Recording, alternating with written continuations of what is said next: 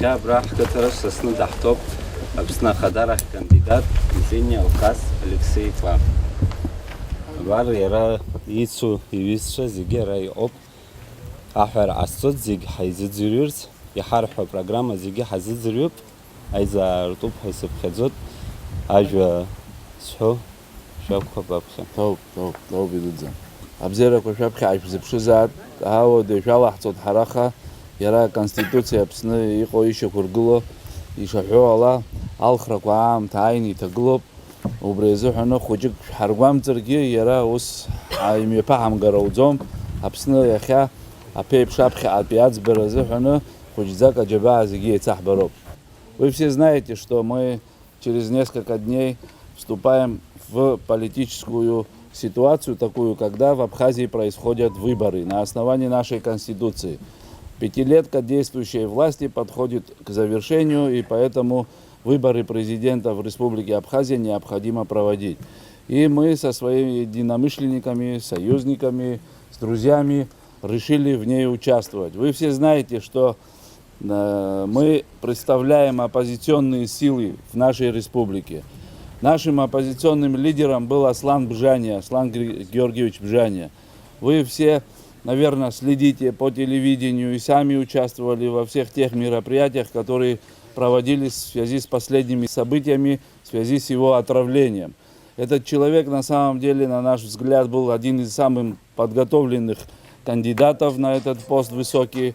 И, видимо, в какие-то умы, светлые умы пришла идея, чтобы его снять с дистанции. И таким образом он сегодня лежит в больнице и проходит лечение. Но мы, не боясь ничего, решили со своими единомышленниками, с руководителями и представителями различных политических организаций в Абхазии, решили этот флаг донести до конца. И поэтому такая честь выпала участвовать и представлять оппозицию мне, вашему покорному слуге и Дмитрию Сергеевичу Дбар. Сегодня мы ставим такой вопрос. Прошло 5 лет работы действующей власти. Что мы имеем за 5 лет и с чем мы подошли к новым выборам? Сегодня вы все знаете, ситуация в республике какая сложная. Она сложная в экономическом плане. Во всех сферах жизнедеятельности нашей страны везде у нас огромнейшие проблемы. Мы хотели бы чуть-чуть остановиться на некоторых вещах, которые интересуют именно вас, жители села.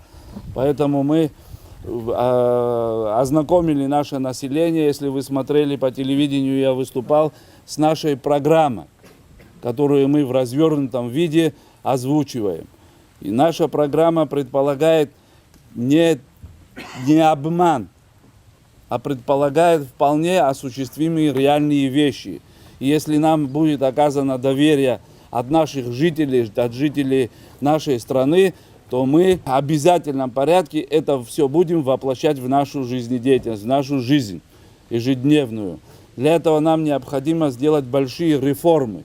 Без реформы власти, без ее сокращения в управленческом аппарате власти, никакого реального сдвига не будет. Наша система управления государством, управления власти, она сама уже изжилась. Она сама начала гнить снутри. Ее надо в обязательном порядке реформировать.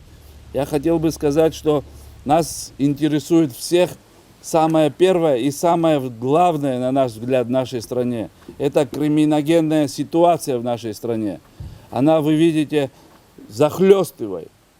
и власть. Не мы сами тоже говорим об этом. Уже говорят бывшие ее представители этой власти, бывшие люди, которые входили в команду этого действующего президента. Они говорят, что и в выступлении вице-президента, который сложил свои полномочия, и бывшего министра внутренних дел, который сегодня выступает по телевидению, вы сами слышите, как они отзываются о работе и о системе, о ее устройстве этой власти. Поэтому мы не говорим то, что сами хотим так видеть или выдумываем. Мы говорим реальные вещи, с чем вы сегодня сталкиваетесь все, с чем мы сегодня живем.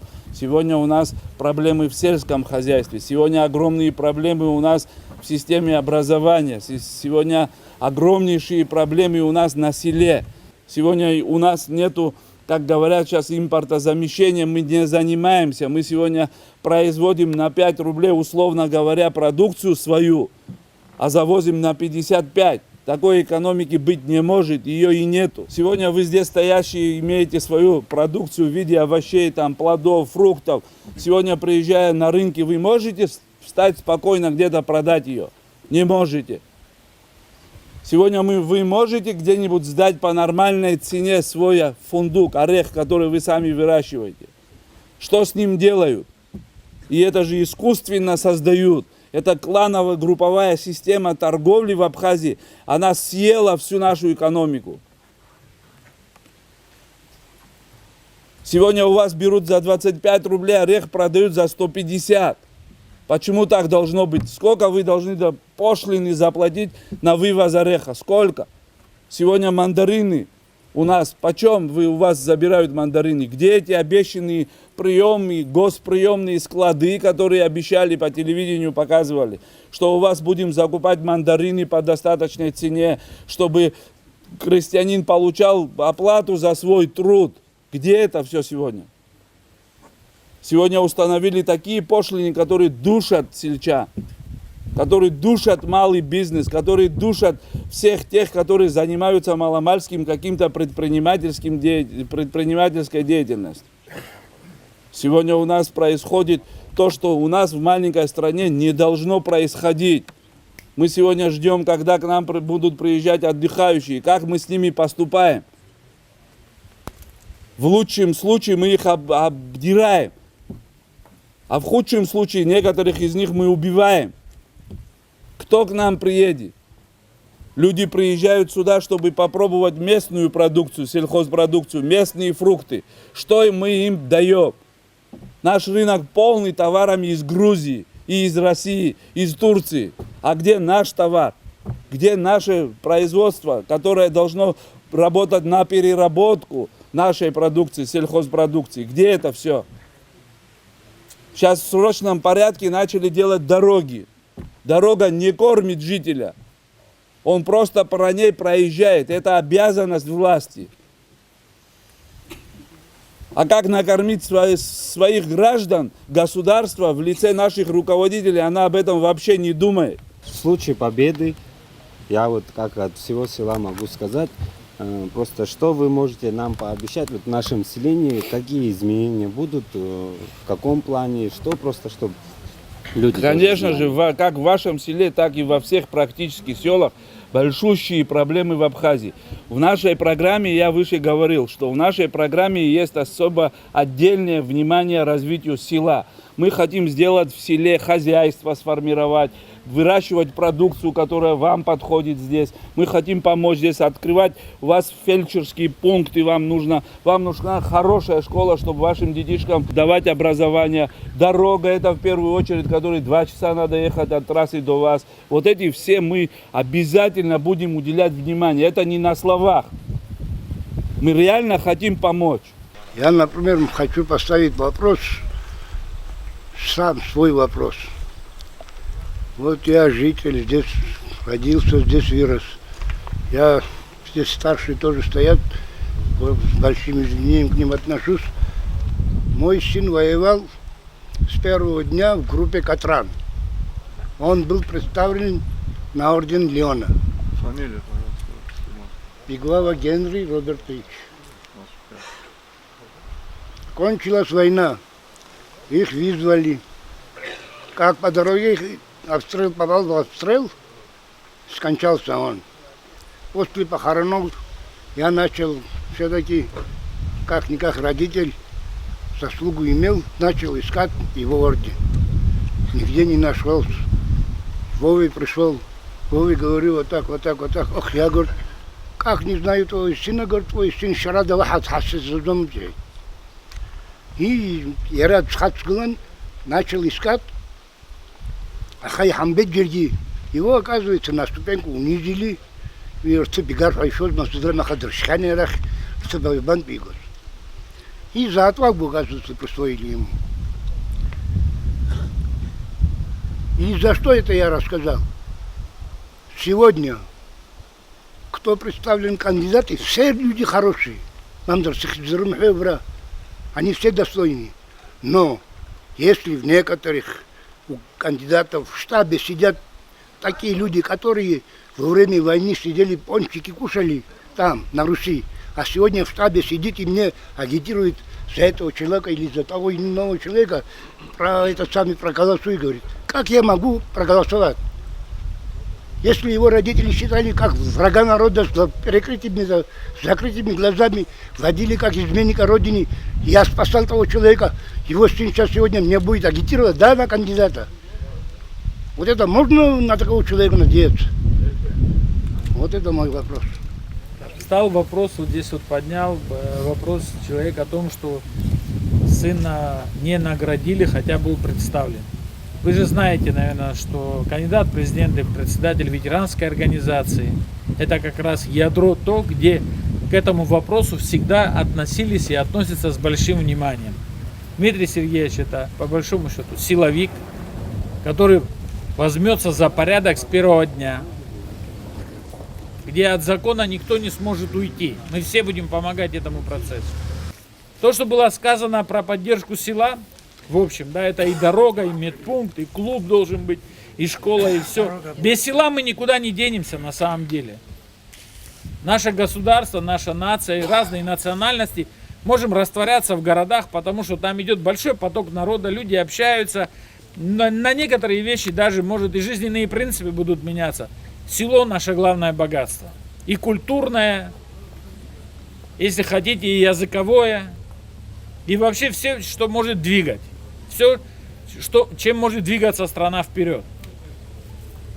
Занятость населения, мы говорим, да, в городе можно найти работу, поэтому и отток населения от села уходит в город. Потому что нет этих условий, которые могут дать возможность сохранить село. Мы создадим крестьянско-фермерское хозяйство, обязательно по опыту других стран, вместе обсудим культуру, возьмем анализ почвы. Есть традиционные вещи, которые были в деревнях, в селах здесь, да? А есть, может, еще новые культуры, которые могли бы здесь прекрасно прижиться и дать хорошую материальную базу в этом отношении. Водопровод, страдают люди, идет ржавая вода. Вот этот вопрос интересует. Интересует такой вопрос, будут ли решаться. Уже с января месяца этого года обещают надбавку учителям.